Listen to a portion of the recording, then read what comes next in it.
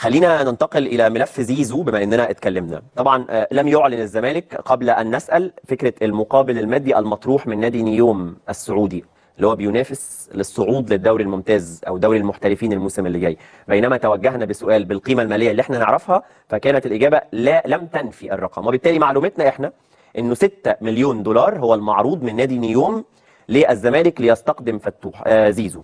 رقم كبير جدا للاعب عقده بينتهي بنهايه الموسم اللي جاي وفي يناير ممكن يمضي. الرقم ده كبير جدا، يعني الرقم ده لو كان جه السنه اللي فاتت كنت فيها كلام تقول لا محتاجين اكتر. 6 مليون بالظروف الراهنه رقم مش عايز اقول يزغلل العين، لكن يفتح كل الحسابات ويجعلها متاحه.